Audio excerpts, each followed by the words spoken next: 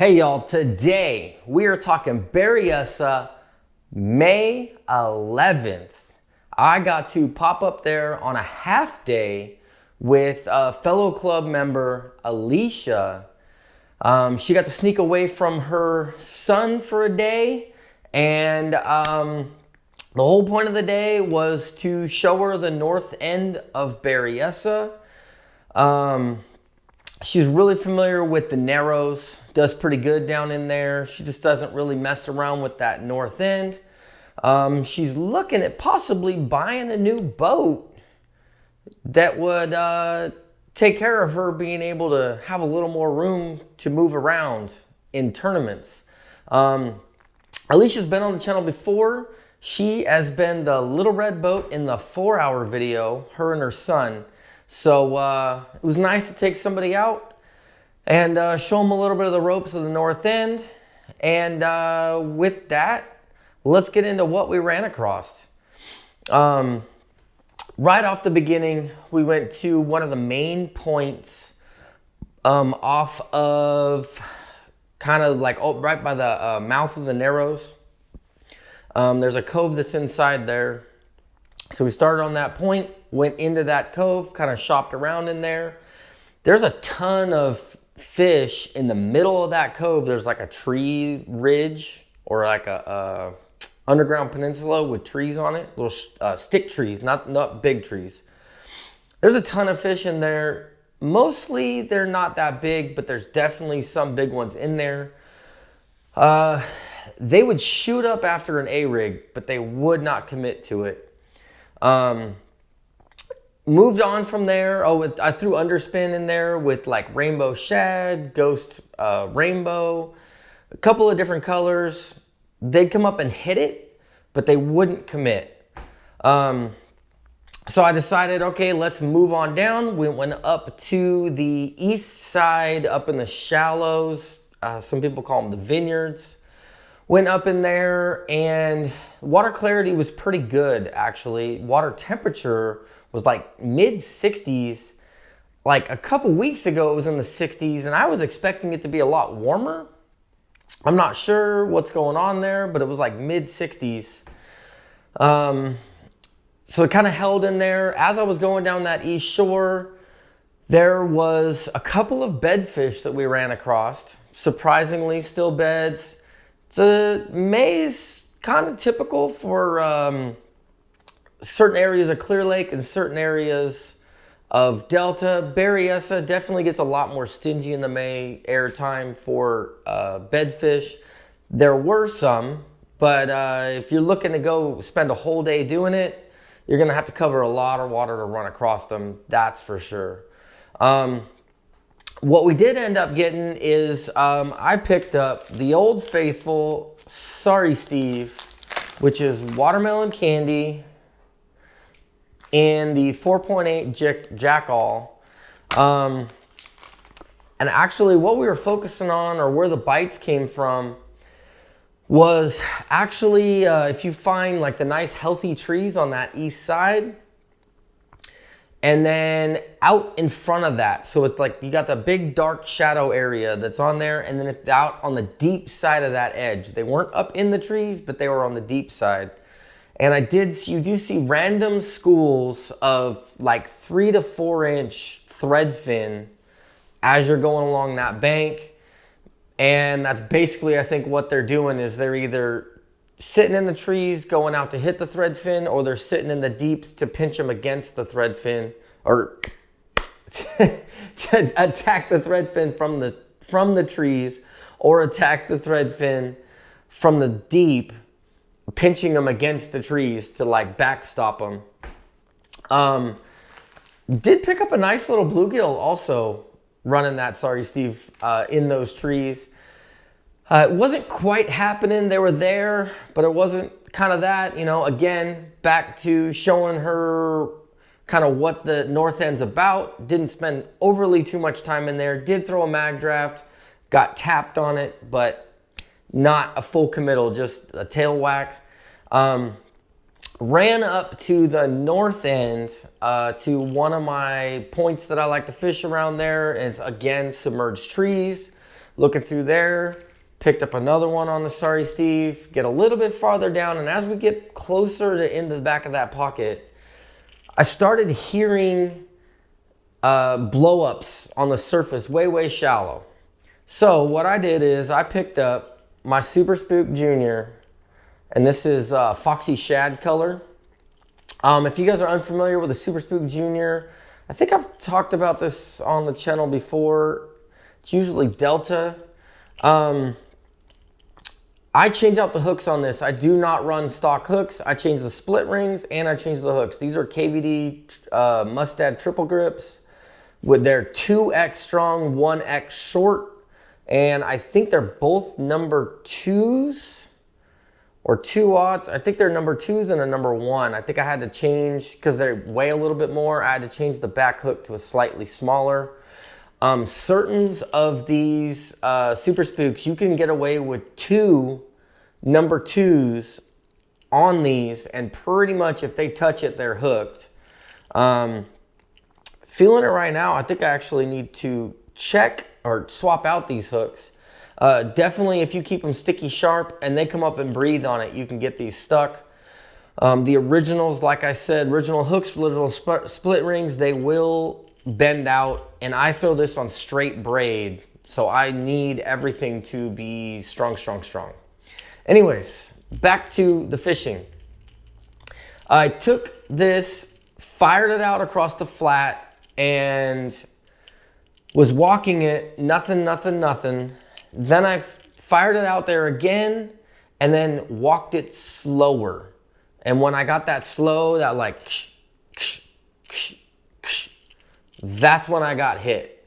So that told me, bam, right there, slow it down, you're going too fast. They may be active pushing, but they're not like fired up. Like, it's not like a school coming up there, it's probably just solos. Went down a little bit farther, and one of the secondary points on that, fired this out following that tree line, just outside that tree line, like I had already seen on the other area, and picked up a decent one. Again, on this, walking slower, not completely slow, but walking slower. And that was kind of nice. Catch some topwater fish. It's always nice for that. Covered a lot more area back in there. There was definitely some more shade lines, some more shadow lines. There's actually kind of like, I don't know if it's like a mat or what you would call it. It's kind of a weed mat edge that comes out with a deep dark sign or a ledge underneath there. If I wasn't kind of crash coursing the north end, probably would have picked up a glide bait and fired down that. If you guys missed the glide bait conversations, I just did a live about glide bait last week. Actually, yeah, last Wednesday I just did a live. And I kind of talked about what I would be doing in that glide bait, and you could tell from that video what glide bait I would have been throwing. After that, Alicia had not caught a fish. I think she had a couple of bites, but they came undone or something of that sort. And well, we decided to go back to her natural home, which is the Narrows. So we ran down into the Narrows and started throwing drop shot again. They were super active, kind of anywhere we were. They were super active, like they were not afraid to shoot after a bait, but they were picky to actually eat it. So it's not like they were in a foul mood or a negative mood. I think we just didn't have quite the right bite or the right bait. I am sure somebody smashed them. There's no doubt that somebody did not smash them. Like I said, if I figured out this bite, I could have gone back, started working that out, you know, could have really pushed it in there, but that wasn't the point of the day.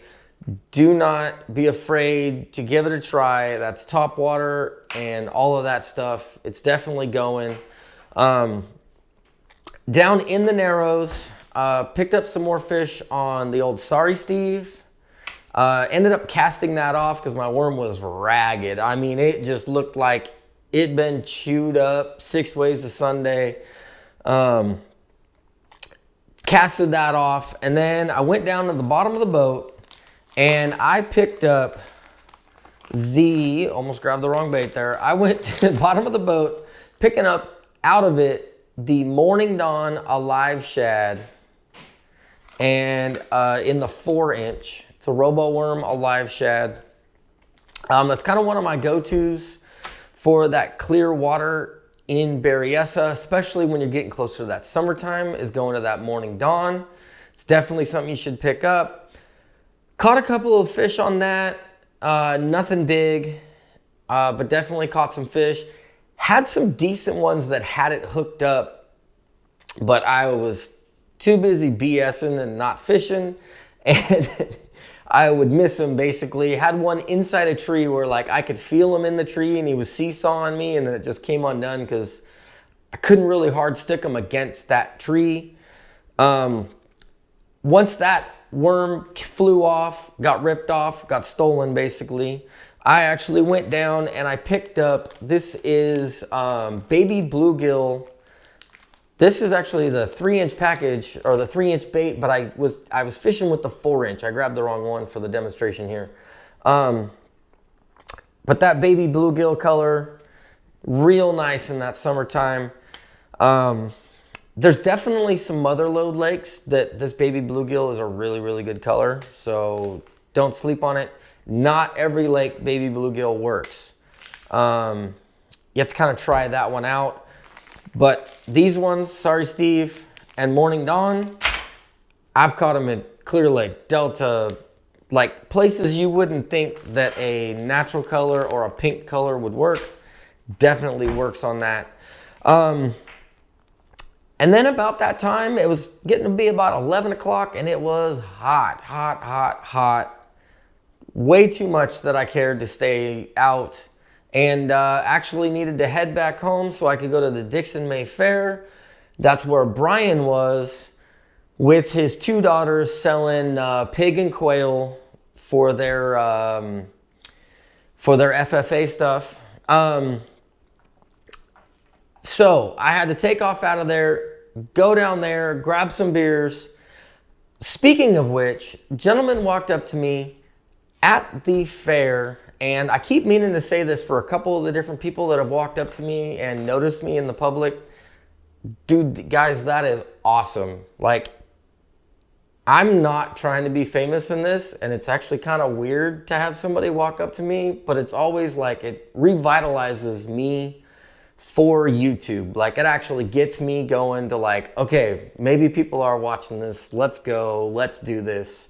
So to the gentleman that walked up to me at the Dixon May Fair and the previous people who have walked up to me at tackle shops or wherever, you guys are awesome. Thank you for watching. I definitely appreciate it. At the same time that this video was dropping today, Wednesday at 4:30, there will be a live at 7 p.m. Wednesday the, hold for it, 15th. There'll be another live. If you missed the live, you can always go into the channel, find the live tab across the top, and there is plenty of lives on there. And Brian and I definitely spill a lot more than we do in these regular videos. They don't get publicized as much, so we're willing to say a little bit more on there. Don't be afraid to check out those lives. And don't be afraid if you have any questions, comment down below. You can always hit me up on Instagram. And until next time, I hope you get them.